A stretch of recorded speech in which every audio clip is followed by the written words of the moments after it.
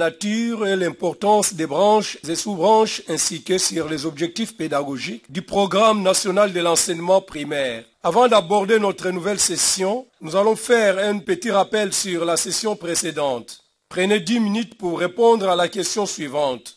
Qu'est-ce qu'un programme d'enseignement? Nous allons aborder notre deuxième session portant sur la nature et l'importance des branches et sous-branches du programme national de l'enseignement primaire. Cette session a 5 objectifs spécifiques. Le premier est d'identifier les branches et sous-branches contenues dans le programme par degré et par niveau. Le deuxième est d'identifier les branches composées et les branches simples.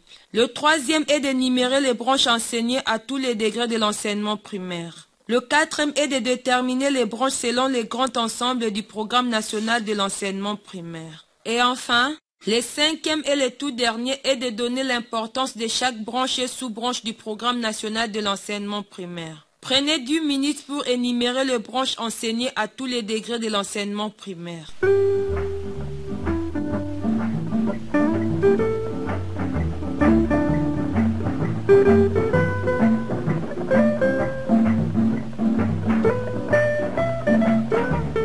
Maintenant, nous abordons quelques branches et sous-branches. Voici la matière que nous mettons à votre disposition. Activité 1. Branches et sous-branches du programme national de l'enseignement primaire. Voici les branches et sous-branches prévues par le programme national de l'enseignement primaire. Les langues, le français, les langues congolaises, la mathématique, l'étude du milieu, la géographie, l'histoire, les sciences naturelles, l'éducation civique et morale, la calligraphie, le dessin, le travail manuel, les chants et musique, l'éducation physique et sport, la religion, la lecture et écriture. Examinons en détail chaque branche. La langue est un instrument de communication dont les éléments sont les mots, les sons, etc., etc. Le programme national de l'enseignement du primaire aborde le français et les langues nationales pour l'enseignement. En République démocratique du Congo, le français est la langue officielle utilisée dans l'administration. Elle est aussi la langue d'enseignement à partir du 2e degré et discipline inscrite au programme national de l'enseignement primaire. Voyons avec vous l'importance du français. L'enseignement du français est important car il permet à l'apprenant de s'exprimer oralement et par écrit, ce qu'il peut communiquer couramment avec son entourage. De plus, le français est la langue officielle et la langue d'enseignement en RD Congo, à partir du 2e degré. Il permet également de s'ouvrir au monde. Le français a les sous-branches suivantes: l'élocution, le vocabulaire, la récitation, la grammaire, l'analyse, la conjugaison, l'orthographe et la rédaction. Après le français, parlons maintenant de certaines langues congolaises qui sont les swahili, les kikongo, les lingala et les chiluba. Ces langues servent à comprendre un message, l'exprimer dans une langue nationale ou du milieu et y réagir. Selon les plus récentes recherches, l'apprenant apprend mieux à lire et à écrire s'il apprend dans une langue qui lui est familière, une langue nationale. De plus, un apprenant qui apprend à lire et à écrire dans une langue qui lui est familière apprend plus vite à lire et à écrire en français. C'est pour cela que le nouveau programme prescrit les langues nationales au 1er degré. Les langues congolaises ont chacune 5 sous-branches qui sont l'élocution, la récitation, le vocabulaire, l'orthographe, la grammaire et la rédaction. Nous venons de terminer l'apprentissage des langues nationales. Maintenant, nous abordons les autres branches du programme national. Commençons par la mathématique. Parlons maintenant de l'importance de la mathématique. L'apprentissage des mathématiques permet à l'apprenant de connaître les 4 opérations fondamentales et de résoudre les problèmes de vie qu'il rencontre au sein de la communauté. Les sous-branches des mathématiques sont la numération, les opérations, les mesures de grandeur, les formes géométriques et la résolution de problèmes. La numération est l'étude de nombres qui consiste soit à les annoncer, soit à les représenter à l'aide des chiffres. Les opérations concernent l'étude de 4 opérations fondamentales de l'arithmétique, à savoir l'addition, la soustraction, la multiplication et la division. Les mesures de grandeur consistent à évaluer et à comparer les grandeurs, de les mesurer et de calculer dans les situations de vie courante ou proches de la vie courante. Les formes géométriques concernent la perception, la construction et du calcul de certaines grandeurs. Le problème concerne la résolution d'une question qui se pose ou qui se présente à l'esprit, une difficulté qu'on rencontre dans la vie. Nous venons de terminer avec les sous-branches de la mathématique. Maintenant, parlons de l'étude du milieu. Nous pouvons comprendre par l'étude du milieu l'observation active du milieu par les élèves. Elle est en quelque sorte une sensibilisation des apprenants au milieu dans lequel ils vivent. Passons maintenant à la géographie, qui est l'étude descriptive de la Terre. Elle décrit la surface du globe terrestre, son relief, son climat, sa végétation, ses habitants. Cet apprentissage permet à l'apprenant de donner une explication raisonnée de la Terre et des rapports réciproques qui existent entre la Terre et les hommes. Parlons de l'histoire qui est l'étude du passé, c'est-à-dire la connaissance des événements du passé, des faits relatifs à l'évolution de l'humanité, à l'exploitation du patrimoine local en vue de découvrir les traces laissées par les générations antérieures, les vestiges, les sites. Cet apprentissage démontre à l'apprenant l'importance de l'interdépendance entre les peuples, de l'amour patriotique et de l'amour entre les peuples. Ça lui permet aussi de connaître les événements qui ont influencé la vie sociale, nationale et internationale. À présent, parlons des sciences naturelles qui constituent des sciences d'observation et étudient les êtres vivants et le corps dans la nature. À l'école primaire, elles regroupent la botanique, l'anatomie, la zoologie et la physique. Elles permettent à l'apprenant d'expliquer les relations entre les êtres vivants et leur mode de vie. Après les sciences naturelles, abordons maintenant l'éducation civique et morale qui éduque aux valeurs et permet à l'apprenant de développer la culture de la paix, de reconnaître ses droits et ceux des autres, ainsi que des devoirs vis-à-vis de la communauté. Cet apprentissage est important car ça promet les valeurs sociales et morales du milieu et vivre en paix avec les autres. Voyons maintenant l'éducation pour la santé et l'environnement, qui est l'ensemble des principes et des mesures tendant à préserver et à améliorer la santé. À l'école primaire, elle exploite principalement l'éducation à l'hygiène et à la nutrition, la sensibilisation aux maladies, à la vaccination, au secourisme. L'éducation à la santé est importante dans la mesure où elle contribue à la promotion de la santé et celle de la communauté. Nous abordons maintenant la calligraphie qui est la discipline qui apprend à l'apprenant à bien écrire. Elle permet à l'apprenant de rendre un message lisible et compréhensible pour les autres. Parlons maintenant des dessins qui est une représentation de quelque chose sur un cahier, un tableau, une ardoise, à l'aide de moyens graphiques. Il permet à l'apprenant d'utiliser des moyens graphiques pour raconter une histoire, exprimer des faits, des sentiments, des idées et même un ordre chronologique d'événements. Parlons à présent du travail manuel qui est l'ensemble des activités qui se réalisent en utilisant la main. À l'école primaire, cette discipline se réalise sous deux aspects, le travail manuel ordinaire et les techniques éducatives. Cette discipline doit être enseignée comme tant d'autres. Il permet à l'apprenant de développer les attitudes favorables au goût de l'effort et à l'amour du travail. Abordons les chants et musique. Les chants étant une suite de sons musicaux émis par la voix, n'est qu'un aspect de la musique, tandis que la musique est l'art des sons. Elle se réalise soit par la voix, soit à l'aide des instruments. Parlons de l'éducation physique et sport qui est une discipline qui apprend à l'apprenant à développer ses capacités motrices et corporelles. Cet apprentissage est important car il développe chez l'apprenant l'esprit du groupe et des compétitions, le respect des règles du jeu, ainsi que l'effort et le désir de réussir.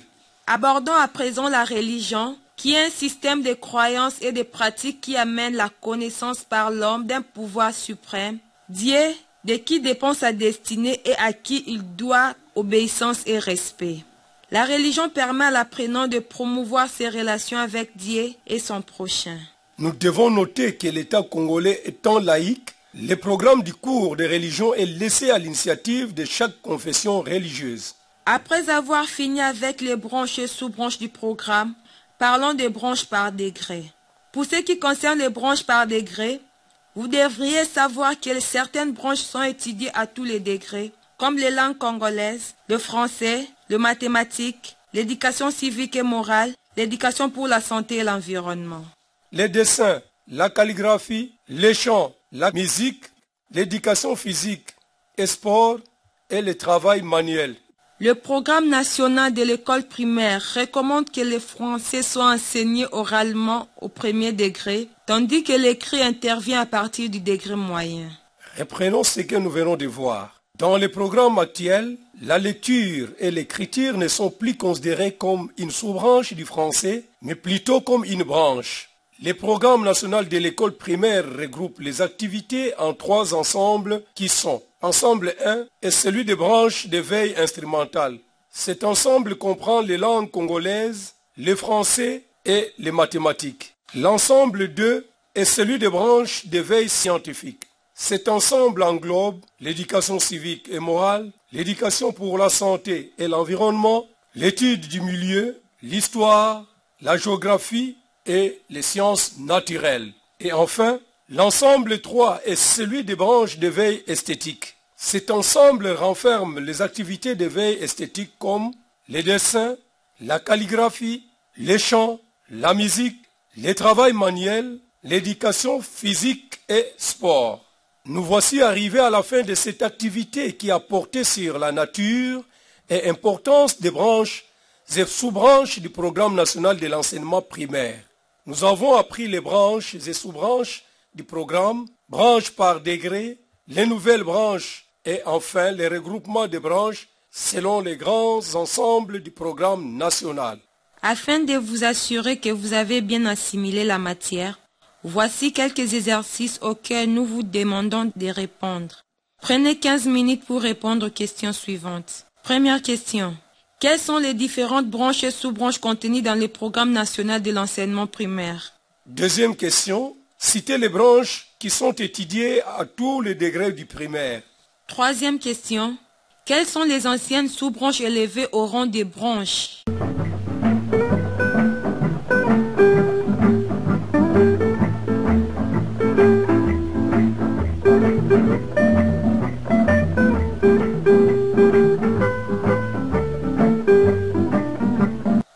Très chers participantes et participants, cette prochaine activité a 3 objectifs spécifiques. Le premier objectif spécifique est de définir le concept objectif pédagogique, objectif général, objectif intermédiaire, objectif spécifique, finalité et but. Le deuxième objectif est d'identifier les différents objectifs pédagogiques contenus dans le programme national de l'enseignement primaire. Le troisième et le dernier objectif est d'identifier les objectifs pédagogiques ayant des relations directes avec le contenu matière et les indications méthodologiques du programme national de l'enseignement primaire. Commençons par définir les concepts objectifs pédagogiques comme une intention pédagogique communiquée qui indique en quoi un apprenant aura été transformé une fois qu'il aura suivi avec succès une séquence d'enseignement-apprentissage. Parlons maintenant de l'objectif spécifique qui est l'intention pédagogique définie par rapport au contenu matière d'une séquence d'apprentissage. Il se trouve déjà défini dans le programme d'enseignement et se rapporte à un contenu matière bien déterminé. En situation de classe, un objectif spécifique peut se traduire en un ou plusieurs objectifs opérationnels à définir par l'enseignant. Abordons l'objectif intermédiaire qui est l'intention pédagogique indiquant dans une branche ce que l'apprenant doit maîtriser à la fin d'un degré d'enseignement. Il reste un passage obligé entre 2 apprentissages. Il est nécessaire pour atteindre l'objectif terminal d'intégration. Voyons maintenant l'objectif général qui est les résultats attendus à la fin d'une branche et dont la formulation reste générale et vague, c'est-à-dire non opérationnelle, donc non évaluable avec précision. Parlons à présent du but qui est l'énoncé définissant de façon générale les intentions poursuivies par une ou plusieurs institutions. Il précise le profil de l'homme à former à travers un programme de formation. Après qu'on ait fini avec le but, parlons maintenant de la finalité qui est comprise comme énoncé très général défini par les pouvoirs politiques et qui précise les caractéristiques de l'homme à former par les systèmes éducatifs. Elles sont définies par l'homme politique dans le discours des politiques générales du pays. Maintenant, nous abordons un autre point portant sur la classification des objectifs pédagogiques dans le programme national de l'enseignement primaire. Dans le programme national de l'enseignement primaire, les objectifs pédagogiques sont hiérarchisés. Nous avons la finalité, le but, l'objectif général, l'objectif intermédiaire et enfin l'objectif spécifique.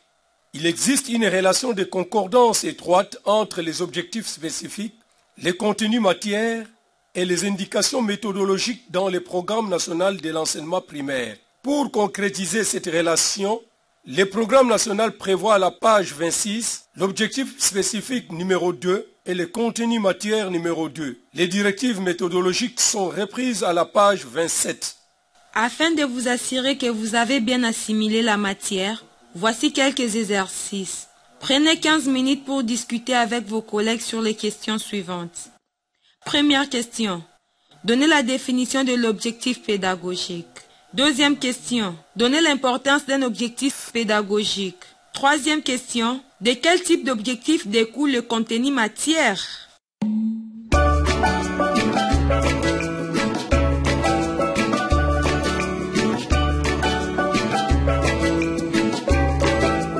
Nous voici à la fin de notre session qui a porté sur les objectifs pédagogiques du programme national de l'enseignement primaire. Nous avons appris l'objectif pédagogique, l'objectif général, l'objectif intermédiaire, l'objectif spécifique, la finalité, le but et la classification des objectifs pédagogiques dans le programme national de l'enseignement primaire et la relation entre objectifs spécifiques, contenu matière et indications méthodologiques.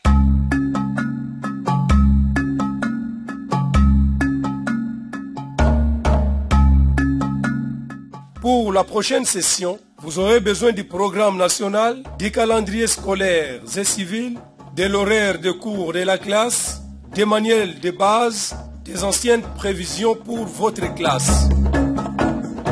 Nous vous remercions de votre aimable attention. Merci.